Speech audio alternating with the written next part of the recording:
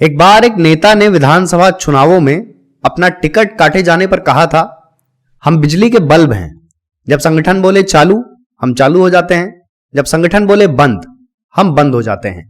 संगठन का मतलब साफ है, भारतीय जनता पार्टी। और यह वक्तव्य था मध्य प्रदेश के नवनिर्वाचित मुख्यमंत्री मोहन यादव का।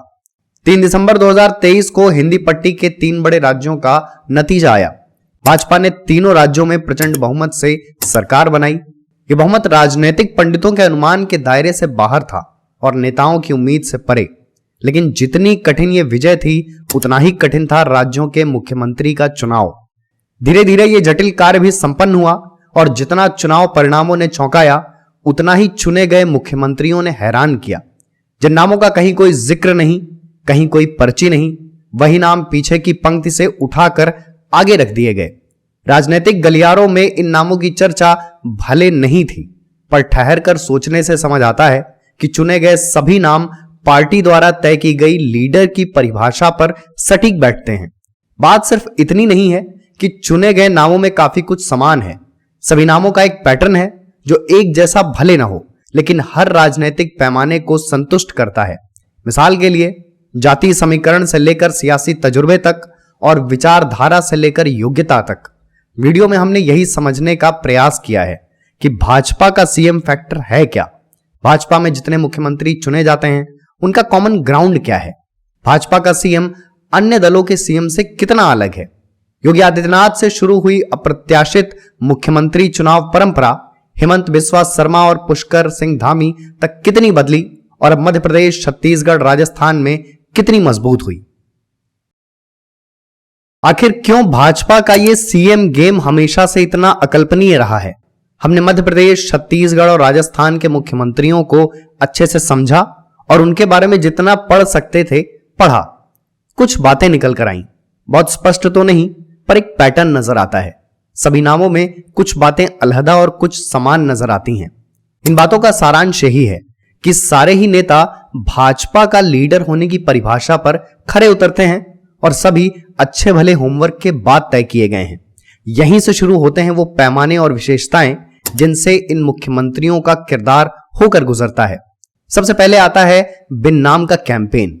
पिछले कुछ समय से देखा गया है कि भाजपा चुनाव से पहले मुख्यमंत्री के चेहरे का ऐलान ही नहीं करती। 2017 में यूपी के विधानसभा चुनाव में अंत तक मुख्यमंत्री का नाम सार्वजनिक नहीं हुआ। नतीजे आने के कई दिन बाद तक मुख्यमंत्री के नाम का अंदाजा किसी को नहीं था। ठीक वही इन 3 राज्यों के चुनाव में हुआ। भाजपा ने मुख्यमंत्री उम्मीदवार का कॉलम ही खाली रखा, जिसे जो मन आए अपनी पसंद अनुसार भरता जाए। यह फॉर्मूला शायद अच्छे चुनाव परिणामों की चाबी भी है।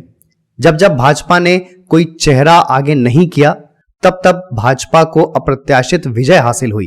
कोई कितना भी अंदाजा लगा ले, लेकिन जब चेहरा सामने आता है तब हर समीकरण, हर अनुमान गलत सिद्ध होता है। सब शॉक्ड और भाजपा रॉक्ड वाला सीन हो जाता है। तो भाजपा का सीएम होने के तमाम फैक्टर्स में पहला फैक्टर है शिक्षा। यह बात सुनने में बेहद सामान्य लग सकती है, पर यह भाजपा के लगभग हर मुख्यमंत्री के साथ अनिवार्य है।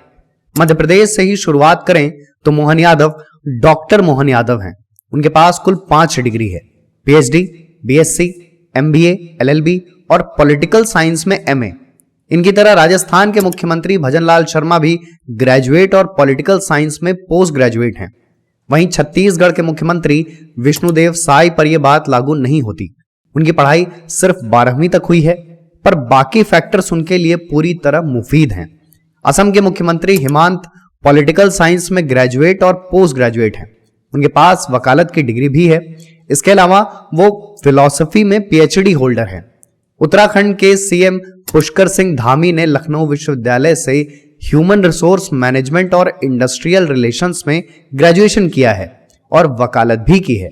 वहीं यूपी के सीएम योगी आदित्यनाथ ने बीएससी किया है, जिसमें उनका विषय गणित था। दूसरा बड़ा फैक्टर है संगठन का अनुभव। चुने गए लगभग सभी नेता अखिल भारतीय विद्यार्थी परिषद या राष्ट्रीय स्वयंसेवक संघ की पृष्ठभूमि से आते हैं। जिनके पास संगठन का अनुभव नहीं है, उन्होंने पार्टी कार्डर का हिस्सा रहकर बड़ी जिम्मेदारियां निभाई हैं। मोहन यादव ने अपना राजनीतिक करियर विद्यार्थी परिषद से शुरू किया था। उसके बाद संघ से अच्छी भली नजदीकी रही। मोहन यादव के मुख्यमंत्री बनने में संघ को एक बड़ा फैक्टर माना जाता है। वहीं भजनलाल शर्मा भले पहली बार विधायक बने हों, पर संगठन में उनका करियर लंबा रहा है। इन्होंने राजस्थान भाजपा के प्रदेश महामंत्री के रूप में लंबे समय तक काम किया। राजस्थान में संघ के सबसे करीबी नेताओं में माने जाते हैं, इसलिए संघ में भी इनका अच्छा भला समय बीता है। वहीं विष्णुदेव साय भी संघ के पुराने और करीबी नेता माने जाते हैं। राजनीतिक परिवार से आते हैं। उनके दादा विधायक रहे, ताऊ 2 बार के विधायक, 1 बार सांसद और उनके पिता भी विधायक रहे। वो खुद 4 बार सांसद, 3 बार विधायक और 1 बार केंद्रीय मंत्री रह चुके हैं। ऐसा प्रोफाइल गिने चुने नेताओं का ही होता है। यही उन्हें मुख्यमंत्री की कुर्सी तक ले आया। हिमांत बिस्वा शर्मा पर संगठनात्मक अनुभव वाली बात लागू नहीं होती, पर उन्होंने भाजपा में आने के बाद बहुत कुछ ऐसा किया जो करना भाजपा के किसी दिग्गज नेता के लिए भी काफी मुश्किल होता। सीएए, एनआरसी आंदोलन और कोरोना महामारी जैसे संवेदनशील समय में राज्य संभालना। नॉर्थ ईस्ट डेमोक्रेटिक अलायंस के अध्यक्ष रहे और फिलहाल पूर्वोत्तर में भाजपा का सबसे मजबूत चेहरा है। वहीं पुष्कर सिंह धामी ने राजनीति की शुरुआत विद्यार्थी परिषद से की, 2 बार उत्तराखंड युवा मोर्चा के अध्यक्ष रहे और संघ में भी एक अच्छा खासा समय बिताया। संगठन के कई देश और प्रदेश स्तर के आयोजनों को सफल बनाने में धामी की भूमिका अहम रही। अब आते हैं योगी आदित्यनाथ। उनके पास भाजपा से संबंधित संगठनों का तजुर्बा तो नहीं है, पर वो अपवाद होकर भी सबसे उपयुक्त साबित होते हैं। गोरखनाथ मंदिर के महंत, हिंदू युवा वाहिनी के संस्थापक और महज 26 साल की आयु में पहली बार सांसद। जिस तरह की पिच पर भाजपा अभी बैटिंग कर रही है, उसके लिए एक मठ के महंत से बेहतर बल्लेबाज कौन हो सकता है। तीसरा फैक्टर है एक मजबूत लीडर होना। मजबूत का मतलब यहां जनाधार या राजनैतिक पकड़ तो है ही, पर शारीरिक मजबूती भी है। यह भी सुनने में तार्किक नहीं लगता, पर चुना गया हर मुख्यमंत्री शारीरिक रूप से मजबूत ही रहा है।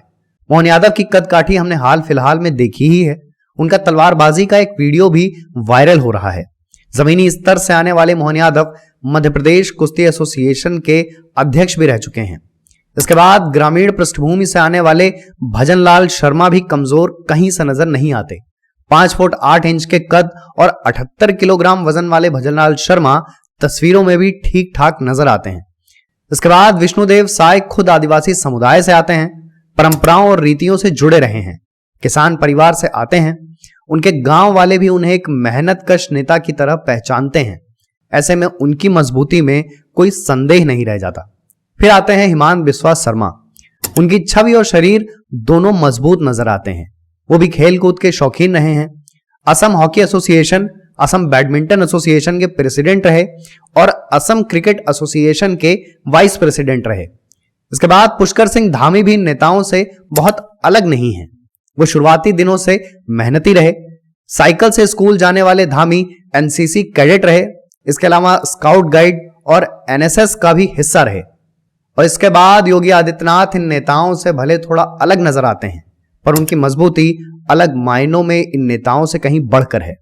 एक न्यूज वेबसाइट लल्लन टॉप को दिए गए साक्षात्कार में उन्होंने खुद बताया था कि नाथ संप्रदाय का महंत बनने की प्रक्रिया कितनी कठिन होती है। उसके लिए कई शारीरिक यातनाओं से होकर गुजरना पड़ता है और आधे से अधिक लोग उसी में हार जाते हैं। यह फैक्टर भी बाकी फैक्टर्स जितना ही अहम है। हाल फिलहाल में भाजपा ने जितने मुख्यमंत्री चुने हैं, सब धर्म के लिए बराबर समर्पित हैं और कोई अपने धर्म से समझौता नहीं करता। सबसे पहले तो एमपी के सीएम मोहन यादव महाकाल की नगरी उज्जैन से आते हैं। किसी जमाने में उमा भारती के शिष्य रहे। खुद के मुख्यमंत्री चुने जाने को उन्होंने महाकाल का आशीर्वाद बताया था। लिहाजा उनकी राजनीति में भी धर्म कमजोर पहलू कभी नहीं रहा। इसके बाद भजनलाल शर्मा कट्टर संघी हैं। ऐसे में विचारधारा के हिस्से का समझौता करते शायद ही नजर आए। पिछले कुछ सालों में ब्राह्मणों को खुलेआम गाली देना और निराधार आलोचना करना एक ट्रेंड सा बन गया है। इसी तर्ज पर जेएनयू में ब्राह्मण विरोधी नारे लिखे गए।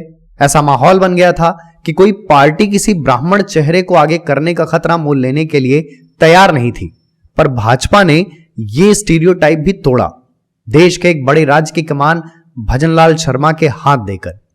इसके बाद विष्णुदेव के सीएम बनते ही राज्य में सबसे पहले इस बात का शोर हुआ कि जैसे भगवान श्री राम ने शबरी को स्नेह और सम्मान दिया था, वही भाजपा ने आदिवासी मुख्यमंत्री बनाकर दोहराया है। छत्तीसगढ़ की राजनीति में एक विनम्र नेता की छवि वाले विष्णुदेव ने सीएम बनते ही राजधानी रायपुर स्थित राम मंदिर में दर्शन किया था। फिर हिमांत बिस्वा शर्मा मंचों से खुलेआम कहते हैं कि वो खुलकर हिंदुओं की राजनीति करते हैं। इसमें दिक्कत क्या है?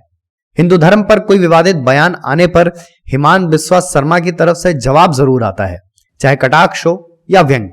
असम के सीएम अक्सर धर्म का अपमान होने पर जवाब जरूर देते हैं। इसके बाद पुष्कर सिंह धामी भी एक धर्मपरायण परिवार से आते हैं। अक्सर देवभूमि के मंदिरों का दर्शन करने जाते हैं। कुछ समय पहले उनके बेटे के यज्ञोपवीत संस्कार की तस्वीरें सामने आई थी। जब से धामी सीएम बने हैं तब से देवभूमि के धार्मिक पक्ष को बेहतर करने की लगातार कोशिशें हुई हैं। फिर वो नाम आता है जिसका धार्मिक पक्ष भारतीय जनता पार्टी में संभवतः सबसे मजबूत है। एक मठ के महंत, आज भी पहले महंत फिर नेता। जिस दौर में एक नेता नजर आने के लिए कुर्ता पैजामा पहनता है, उस दौर में योगी की पहचान गेरुए वस्त्र से होती है। ऐसा नेता जिसके शासन में राम मंदिर निर्माण हो रहा है और जो निडर होकर मथुरा काशी का नारा देता है। अपने धर्म की दलील पर जालीदार टोपी को अस्वीकार करने वाला फायर ब्रांड नेता, जिसके लिए किसी जमाने में नारे लगते थे, गोरखपुर में रहना है तो योगी योगी कहना है। अंत में आता है एक ऐसा फैक्टर जिसके लिए पूरा सियासी मायाजाल बुना गया है। इस पहलू के सबसे रोचक किरदार हैं मोहन यादव। बिहार सरकार ने जाति जनगणना कराई। कांग्रेस मध्य प्रदेश चुनाव से पहले ही ओबीसी आरक्षण का मुद्दा बार बार उठा रही थी। भाजपा ने ओबीसी समुदाय के मोहन यादव को मुख्यमंत्री बनाकर कांग्रेस, आरजेडी और जेडीयू का जातिगत चक्रव्यूह ही भेद डाला। अब भाजपा ओबीसी राजनीति की पिच पर आसानी से स्ट्राइक ले सकती है। भाजपा का यादव कार्ड यूपी और बिहार जैसे राज्यों में भी कारगर साबित होगा। बिहार में यादवों की आबादी 14% है और यूपी में 10 से 12%। दोनों राज्यों में दो बड़े नेता यादव समुदाय से आते हैं, यूपी में अखिलेश और बिहार में तेजस्वी। यादवों की भाजपा से प्रतिनिधित्व को लेकर हमेशा से शिकायत रही है। वो नाराजगी भी एक झटके में खत्म हो गई। वहीं राजस्थान में कुल 272 जातियां और उपजातियां हैं। यही आंकड़ा राजस्थान की राजनीति को पेचीदा बनाता है। यहाँ सवर्ण मतदाताओं की आबादी 20 से 25% है और वो यहाँ की 50 विधानसभा सीट्स पर निर्णायक भूमिका में है। इसी के मद्देनजर भाजपा ने भजनलाल शर्मा को आगे रखा। इनके साथ एक और अच्छी बात यह है कि ये नड्डा, शाह और मोदी के चहेते हैं, संघ के भी पसंदीदा माने जाते हैं। इसलिए राजस्थान में 2024 की भाजपा के हिस्से की लड़ाई आसान हो जाती है। वहीं छत्तीसगढ़ में 32% आबादी आदिवासियों की है। भाजपा ने अपने एक कदम से इस समुदाय को एक झटके में साध लिया। द्रौपदी मुर्मू के बाद यह भाजपा का दूसरा मेजर आदिवासी कार्ड था। विष्णुदेव साय को मुख्यमंत्री बनाने से भाजपा को झारखंड और उड़ीसा में भी फायदा मिलेगा। यह फैसला 2024 का लोकसभा चुनाव भी प्रभावित करेगा। छत्तीसगढ़ में कुल 11 लोकसभा सीट्स हैं और 2019 के चुनाव में भाजपा ने 9 पर जीत हासिल की थी। विष्णुदेव पर कुल 11 सीट्स पर जीत दर्ज करने की जिम्मेदारी होगी। अब आते हैं असम पर। यहां जाति कोई राजनीतिक फैक्टर नहीं है। यह बात हिमांत के अलावा असम का लगभग हर नेता मानता है। असम में भाजपा को पिछले विधानसभा चुनाव में जीत दिलाने में हिमांत बिस्वा शर्मा की अहम भूमिका थी। पूर्वोत्तर में फिलहाल भाजपा जितनी मजबूत है उतनी मजबूत लगभग 10 साल पहले नहीं थी। उसका भी कारण हिमांत ही है। 2019 के लोकसभा चुनाव में असम की 14 लोकसभा सीट्स में भाजपा ने 9 पर जीत दर्ज की थी। लिहाजा असम के सीएम पर यह संख्या बढ़ाने का जिम्मा होगा। फिर पुष्कर सिंह धामी पहाड़ी राजपूत हैं। उत्तराखंड में कुमाऊं बनाम गढ़वाल, ठाकुर बनाम ब्राह्मण और पहाड़ी बनाम मैदानी एक बड़ा राजनीतिक द्वंद्व है। प्रदेश में राजपूत समुदाय की आबादी 37% और ब्राह्मण 21% हैं। धामी इस समीकरण पर भी फिट बैठते हैं। वो उत्तराखंड के सबसे कम उम्र के सीएम भी हैं। उत्तराखंड के साथ एक और सियासी संकट रहा है। एनडी तिवारी के अलावा कोई सीएम अपना कार्यकाल पूरा नहीं कर पाया है। ऐसे में धामी को बतौर सीएम देखना और रोचक हो जाता है। फिर आते हैं योगी आदित्यनाथ, यूपी के ऐसे सीएम जिन्हें चुनकर भाजपा ने उत्तर प्रदेश के सभी जाति समीकरण ध्वस्त कर दिए। कोई जातीय गोलबंदी काम नहीं आई। योगी के अलावा सीएम की रेस में कई बड़े नाम थे, पर भाजपा ने एक महंत को मुख्यमंत्री बनाकर हर जातिगत समीकरण का ढांचा ही गिरा दिया। योगी लोकसभा के लिए हर लिहाज से एक महत्वपूर्ण चेहरा हैं। वो जिस प्रदेश के सीएम हैं वहां कुल 80 लोकसभा सीट्स हैं। ऐसे में एक मजबूत छवि वाला मुख्यमंत्री होना भाजपा के लिए सकारात्मक साबित होता है। योगी भी अब महज सीएम नहीं रह गए हैं। उनकी पहचान देश भर में एक कुशल शासक के रूप में होती है। उनके लॉ एंड ऑर्डर मॉडल की मिसाल पूरे देश में दी जाती है। भले 2029 में पीएम कोई भी बने, पर राजनीतिक हलकों में मोदी के बाद योगी के नारे जोर शोर से लगते हैं। भाजपा ने एक सीएम और 2 डिप्टी सीएम का फॉर्मूला बड़ी गंभीरता से लिया। उत्तर प्रदेश में सीएम एक महंत है, जाति से परे, एक डिप्टी सीएम ब्राह्मण और दूसरा ओबीसी। मध्य प्रदेश में भी वही फॉर्मूला लागू किया गया, बस जातियां अलग अलग थीं। यहां सीएम ओबीसी, एक डिप्टी सीएम एससी और दूसरा ब्राह्मण। राजस्थान में भी भाजपा ने वैसे ही जातिगत समीकरण साधा, सीएम ब्राह्मण, एक डिप्टी सीएम राजपूत और दूसरा दलित। इन फैसलों के बाद किसी कुनबे की नाराजगी की गुंजाइश नहीं बचती। इन फैसलों से एक और बात साफ होती है कि भाजपा एक अत्यंत अप्रत्याशित पार्टी है। यहां सब कुछ आउट ऑफ सिलेबस होता है, अनुमान और आकलन से परे। यही है नई भाजपा, जहां हर अंदाजा धराशाही रह जाता है। बेशक ये भाजपा का बेस्ट वर्जन है, भाजपा इससे बेहतर हो भी गई, तब भी ये फैसले राजनीति शास्त्र की किताबों में अपनी जगह बना चुके हैं। भाजपा ने विगत 10 वर्षों में जितने प्रयोग किए हैं, उनमें कुछ ही असफल हुए हैं। जो रफ्तार भाजपा की अभी है, उससे 2024 बहुत मुश्किल नहीं लगता। भाजपा के लिए चुनावी पंडितों का एक जुमला बड़ा मशहूर है कि बाकी बातों का नहीं पता, पर भाजपा चुनाव बेहद शानदार लड़ती है। भाजपा के हर राजनीतिक निर्णय में अच्छा भला होमवर्क नजर आता है, चिंतन नजर आता है।